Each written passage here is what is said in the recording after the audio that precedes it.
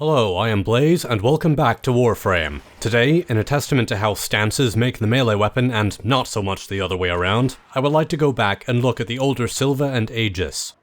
The Silva and Aegis blueprint is available from the Clan Dojo Tenno lab for 20,000 credits after research, and the crafting afterwards will require a further 20,000 credits, 3 gallium, 600 alloy plates, 1,200 ferrite, and 1 fully built forma, and has a mastery rank requirement of 0, interestingly enough. Additionally, the foundry crafting time is only 12 hours.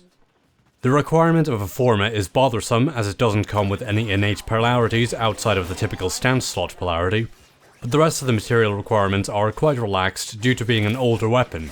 In the days before things required tens of thousands of fucking cryotic for a remodeled and arguably uglier version of our pre-existing weapon with less status chance and fewer innate polarities. But I digress. On the other hand, if you're not part of a clan and don't want to make one, or you are part of a clan that doesn't get anything done, you can instead pick it up from the market pre-built with its own weapon slot and a pre-installed catalyst for 150 platinum. The Silva and Aegis was the first of the community-designed weapons added to the game, the second being the Cronin, and the third being the more recent and very long-awaited Myos. And the Silva part of its name probably comes from Silverbones, aka Bear the Hidden Redcoat, who designed the weapon. An unfortunately long maligned weapon due to its stats, particularly the 35 base damage which matches that of the lowly Skana, though entirely elemental heat damage in the case of the Silva and Aegis. Other than that, it set the standard for the sword and shield animation speed with a 1.0 attack rate, and has low critical stats at a mere 5% critical chance and a 1.5 times critical damage multiplier. It does have a high status chance at 20% however, and it comes along with the same fiery slam attack that the heat swords also include. As I mentioned previously, it has no innate polarities in its mod slots, but it does have a V polarity in its stance slot, which matches 11th Storm and Final Harbinger. Speaking of which, while I wouldn't be opposed to a buff for this thing, and we do have an Arbiters of Hexus augment coming soon, TM, for the Silva and Aegis, the main problem with the Silva and Aegis wasn't entirely its low damage. Its biggest problem was probably 11th Storm. 11th Storm is really slow, with no damage multipliers and next to no multiple hits. This thing was all the Silva and Aegis had right up until the Ack and Brunt was released, with Final Harbinger to go along with them. The Ack and Brunt are stronger anyway, albeit slower, but Final Harbinger's much faster moveset and combos were exactly what the Silva and Aegis needed this whole time. Final Harbinger's combos are much better laid out in general as well. The default Null Warning combo is quick without much in the way of any pauses. Impending Battery has plenty of forward travel and features a vertical spinning attack that can launch enemies caught in it. Systemic Shred is a pretty useful and easy 2-block 3 sequence. And Dark Light is a 1-hold 3 combo with the ranged shield throw on the second hit. It does disrupt the ability to unleash a charge attack due to how the hold combo takes priority unfortunately, but it does mean that you can press and hold your melee attack key to do a single hit and throw the shield to strike a more distant enemy easily and quickly. Unfortunately, Final Harbinger drops from Drekar Manix, which only spawn during the Telregor boss fight at set intervals. I think they may have made the mod drops from them a little bit more common recently, but this is terrible. Such an important and useful stance should not be hidden behind such a ridiculous wall of random chance. It's Crimson Dervis and Vengeful Revenant syndrome.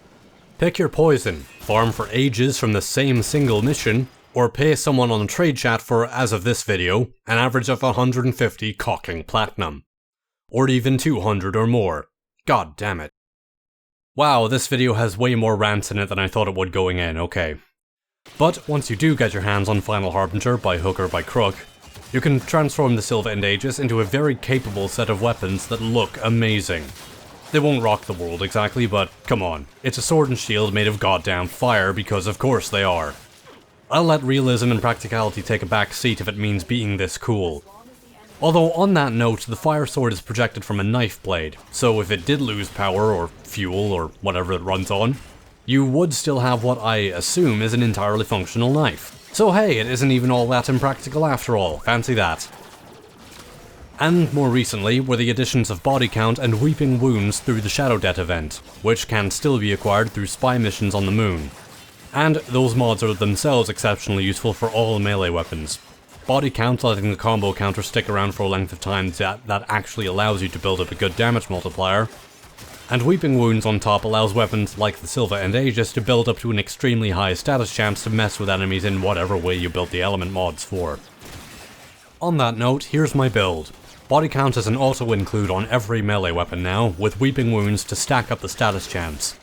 Pressure Point, or Primed Pressure Point for base damage, naturally, as well as Primed Reach to make hitting enemies much easier over a wider area, and Life Strike for health restore. On my build this leaves 3 mod slots for other things. I prefer to add the standard 90% element mods and let Weeping Wounds do the status chance work. But adding a dual status mod here like Voltaic Strike or whatever is applicable to your intended targets or status effect is entirely valid. Against enemies in the Void, as the Silva and Aegis default damage type is Heat, I've actually found myself using a Corrosive and Blast combination.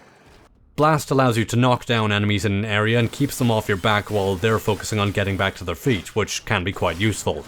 And it tends to help launch enemies all over the place, which is also entertaining. So, is the Silva and Aegis amazing? No, definitely not. There are many melee weapons that are statistically better, and its damage model in particular is rather weak. If it got a boost in the base damage at some point, that would be rather nice. It wouldn't even need to be a particularly large boost. But it is pretty reasonable with the right suite of mods attached to it, and if you pretend that 11th Storm doesn't exist. I found it to be fun to use and looks really good, especially the energy-coloured flames. Besides, it's not like it's a grossly overcosted weapon. So, for the Tenno that wants to stand out a bit, the Silva and Aegis might be the added flair you're looking for.